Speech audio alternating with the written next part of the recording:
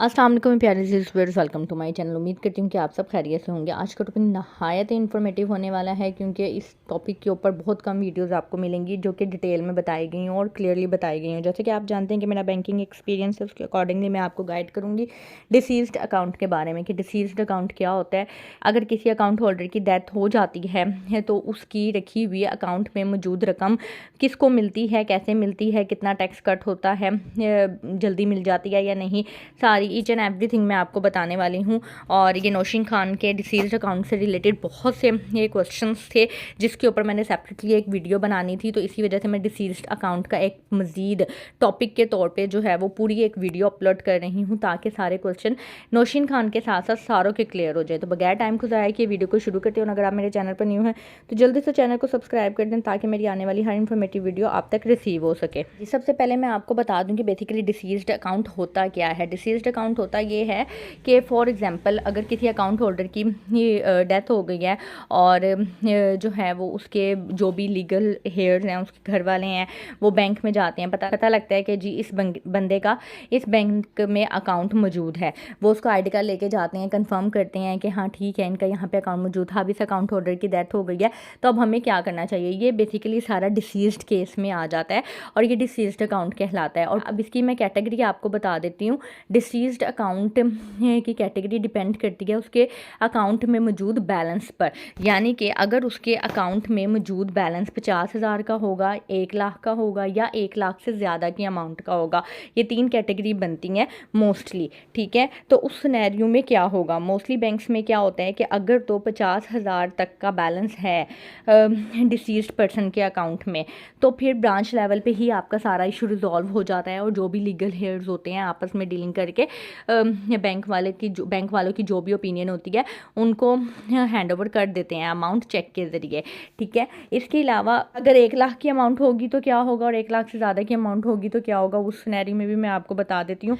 सबसे पहले क्या होगा कि डेथ सर्टिफिकेट आपको लेके जाना होगा जो भी इनके लीगल हेयर्स हैं। फॉर एग्जांपल मैं आपको बता देती हूँ कि किसी के वालिद का अकाउंट था, ठीक है, और उनका जो है वो इंतकाल हो गया है। आप गए हैं उनका डेथ सर्टिफिकेट लेके, उनका आईडी कार्ड की कॉपी लेके, अपने आईडी कार्ड ओरिजिनल और उसकी कॉपी लेके ब्रांच वाले आपको वेरीफाई करेंगे कि आप उनके लीगल हेयर हैं, साथ में डेथ सर्टिफिकेट जो है वो वेरीफाई किया जाएगा।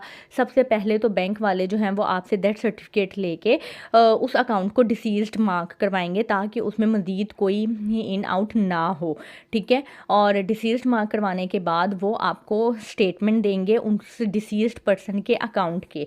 अब इसमें क्या होगा कि सबसे पहले जो है वो आपने उसके अंदर कोई डिपॉजिट मज़ीद नहीं करवाना है, खुद नहीं करवाना है। अगर उनकी कोई पेंशन वगैरह आ रही है तो आप उसको आने दें, बैंक वाले खुद ही मैनेज कर लेंगे। आपने कोई डिपॉजिट नहीं करवाना है। अगर इन केस आपने कोई डिपॉजिट करवाया वो आपको मिल तो जाएगा, लेकिन उसके ऊपर जो है वो आपको कोई ना कोई फिर रिक्वेस्ट वगैरह देनी पड़ती है। और इसके अलावा ना ही आपने डिसीज्ड पर्सन की वफ़ात के बाद आपने उस अकाउंट में से कोई विड्रॉ नहीं करना है। अगर आप विड्रॉ करेंगे तो भी आपको जो है वो इंडेमनिटी देनी होगी, ठीक है, साथ में रिक्वेस्ट करनी होगी और वो पैसे या तो वापस जमा करवाने होंगे या अगर उनके अकाउंट में इतना बैलेंस मौजूद था कि उसमें ऑटो एडजस्ट होकर आपको रिमेनिंग बैलेंस मिल जाए तो वो हो जाएगा। तो बेहतर यही है कि डिसीज्ड पर्सन के अकाउंट में उसकी डेथ के बाद आप कोई भी ट्रांजैक्शंस ना करें। अच्छा, सबसे पहले मैंने जैसा कि आपको बताया कि आपको जो है वो अकाउंट स्टेटमेंट डिसीज्ड पर्सन की मिल गई, ठीक है। अब अकाउंट स्टेटमेंट के अकॉर्डिंगली जिस डेट को उनकी वफ़ात हुई है डेथ सर्टिफिकेट से टैली किया जाएगा। उस डेट को जितना बैलेंस था, फॉर एग्जांपल जैसे कि मैंने आपको बताया कि अगर 50,000 का बैलेंस होगा तो ब्रांच ऑपरेशन मैनेजर और ब्रांच मैनेजर जो हैं वो आपस में जो भी सिनेरियो होगा वो कर आके आपको पेमेंट कर देंगे, ठीक है, पेमेंट ऑर्डर या बैंकर चेक के ज़रिए। इसके अलावा अगर 1 लाख की अमाउंट है तो आपने क्या क्या चीज़ें जमा करवानी है। डेथ सर्टिफिकेट आपने जमा करवाना है, एफआरसी जमा करवाना है यानी कि फैमिली रजिस्ट्रेशन सर्टिफिकेट जो कि नादरा से मिलता है, जिसके ऊपर आपके तमाम तर फैमिली मेम्बर के जो हैं वो पिक्चर्स होती हैं और डिटेल्स होती हैं। तमाम मेंबर्स जो भी एफआरसी के ऊपर अवेलेबल हैं, आपने उसके तमाम तरह के सीएनआईसी जो हैं वो बैंक में जमा करवाने होते हैं, और सीएनआईसी जो है वो किसी का भी एक्सपायर नहीं होना चाहिए। इसके अलावा उन सब मेंबर्स की जो एफआरसी के ऊपर मौजूद हैं उन सब की बायोमेट्रिक होती है बैंक के अंदर। अगर कोई पर्सन एजिड है या बायोमेट्रिक नहीं हो रही तो फिर वो बायोमेट्रिक की जगह वेरिसेस यूज़ कर लेते हैं। इसके अलावा कस्टमर जो है वो अपनी, ये मैं 1 लाख के सिनेरियो में आपको बता रही हूँ, कस्टमर जो है वो रिक्वेस्ट अपनी प्रोवाइड करता है, ठीक है। और इसके अलावा एक इंडेमनिटी दी जाती है। इंडेमनिटी क्या होती है कि स्टैम्प पेपर के ऊपर आपको एक प्रोफोमा प्रिंट करके दिया जाता, यानी कि एक प्रोफोमा दिया जाता है जो आपने एक स्टैम्प पेपर के ऊपर प्रिंट करके जमा करवाना होता है 2 विटनेसेस के साथ। उन विटनेसेस की भी आईडी कार्ड की कॉपी चाहिए होती है। इसके अलावा जब आप कस्टमर रिक्वेस्ट लिखते हैं ना, उसके अंदर आप फॉर एग्जांपल अगर आपके 4-5 लीगल हेयर्स हैं और सारों को जो है वो उसका अपना अपना हिस्सा मिलना है, 1 लाख की अमाउंट है, तो फिर आपने किसी भी एक बंदे को नॉमिनेट कर देना है कि एक बंदे के नाम का ही चेक बना दें। अगर आपका आपस में इत्तेफाक वगैरह है या आप इस तरह से कर सकते हैं तो आप किसी भी एक बंदे को नॉमिनेट कर दें कि इस बंदे के नाम का चेक बना दें, हम बाद में खुद ही डिस्ट्रीब्यूट कर लेंगे। तो आप जब रिक्वेस्ट के अंदर लिख देंगे तो बैंक वाले क्या करेंगे, उस बंदे के नाम का बैंकर चेक बना देंगे जो भी 1 लाख की अमाउंट थी, और टोटल अमाउंट का चेक एक ही बंदे के नाम पे बना के उसको दे देंगे। वो उस बंदे का अगर किसी भी बैंक में अकाउंट है अपने नाम का तो वो उसमें जमा करवा के पैसे निकलवा सकता है, अगर नहीं है तो फिर उसको अपने नाम का अकाउंट ओपन करवाना होगा। या जिसका भी सजेशन यही होती है कि जिस बंदे का अकाउंट ओपन हुआ है उसके नाम का आप चेक बनवा लें आपस में कोऑर्डिनेट करके, और उसके बाद उस बैंक अकाउंट में पैसे जमा करवाने के बाद आप निकलवा के जिस तरह से भी डिस्ट्रीब्यूट करना है आप कर लें। अब नेक्स्ट सिनेरियो आ जाएं, अगर डिसीज पर्सन के अकाउंट में 1 लाख से ज़्यादा की अमाउंट है तो क्या होगा। उसमें सक्सेशन सर्टिफिकेट आ जाता है। अब सक्सेशन सर्टिफिकेट में क्या होता है कि ये चीज़ें तो होनी ही होनी है जो आपने शुरू में डेथ सर्टिफिकेट दिया, ठीक है, उसके बाद आपने उस डिसीज पर्सन के अकाउंट स्टेटमेंट हासिल की। अकाउंट स्टेटमेंट हासिल करने के बाद ये जो मेन मैंने आपको डॉक्यूमेंटेशन बताई हैं, एफआरसी, कस्टमर रिक्वेस्ट और इंडेमनिटी वगैरह, ये तो देनी ही देनी है। इसके अलावा क्या ऐड हो जाता है, इसके अलावा सक्सेशन सर्टिफिकेट ऐड हो जाता है जो कि कॉम्प्लिकेटेड केस होता है किसी भी पर्सनस के, डिसीज पर्सन के लीगल हेयर्स के लिए। सक्सेशन सर्टिफिकेट क्या होता है कि अगर आपके डिसीज पर्सन के अकाउंट में 1 लाख से ज़्यादा की अमाउंट है तो आपको सक्सेशन सर्टिफिकेट भी बनवाना पड़ता है इन सारे डॉक्यूमेंट्स के साथ। अब सक्सेशन सर्टिफिकेट कहाँ से बनता है, अगर आप नादरा से बनवाते हैं तो तकरीबन आजकल जो रेट चल रहा है वो 20-25 हज़ार में नादरा से बन जाता है। और सक्सेशन सर्टिफिकेट अगर आप कोर्ट के ज़रिए बनाते हैं, सर्टिफिकेट बनवाने के लॉयर जो भी चार्जेस आपसे हिट करेगा वो आपको देने होंगे। अच्छा, जब सक्सेशन सर्टिफिकेट आप हासिल कर लेते हैं तो सक्सेशन सर्टिफिकेट की सर्टिफाइड कॉपी जो है वो भी अरेंज करनी होती है। अगर बैंक वाले अरेंज करेंगे तो कस्टमर से चार्जेस लेंगे, और कस्टमर चाहे तो सर्टिफाइड कॉपी खुद अरेंज कर सकता है। अब बैंक में क्या जमा करवाना है, सक्सेशन सर्टिफिकेट जमा करवाना या कॉपी जमा करवानी है, तो ये मैं आपको गाइड कर दूं कि सर्टिफाइड कॉपी जो है वो ओरिजिनल बैंक में देनी होती है, और सक्सेशन सर्टिफिकेट भी, यानी कि सक्सेशन सर्टिफिकेट भी देना होता है। वो आपकी अपनी मर्जी है कि सक्सेशन सर्टिफिकेट ओरिजिनल दे दें या कॉपी दे दें, लेकिन सर्टिफाइड कॉपी जो है वो ओरिजिनल देनी होती है, ठीक है। ये दोनों चीज़ें देने के बाद इसकी जो कोर्ट से वेरिफिकेशन होती है सर्टिफाइड कॉपी की, ठीक है। अब वो उसमें भी दोनों सिनेरियो हैं। बैंक अगर भेजेगा कोर्ट में, या कोर्ट के जो भी एडमिन इसको वेरीफाई करते हैं तो उसमें थोड़ा सा टाइम लग जाएगा, लेकिन अगर कस्टमर को जल्दी है तो कस्टमर खुद भी बैंक से ये सर्टिफाइड कॉपी ले जाके, और साथ में सक्सेशन सर्टिफिकेट जो भी बैंक रिक्वेस्ट लिख के देगा या लेटर लिख के देगा उसके बिहाफ पे खुद भी जाके जो है वो कुछ चार्जेस लगते हैं, उस चार्जेस पे करने के बाद आप इसको कोर्ट से वेरीफाई करवा के ला सकते हैं। लेकिन अगर आपको टाइम रिस्ट्रिक्शन नहीं है तो बैंक वाले खुद ही इसको जो है वो कोर्ट से वेरीफाई करवा लेते हैं।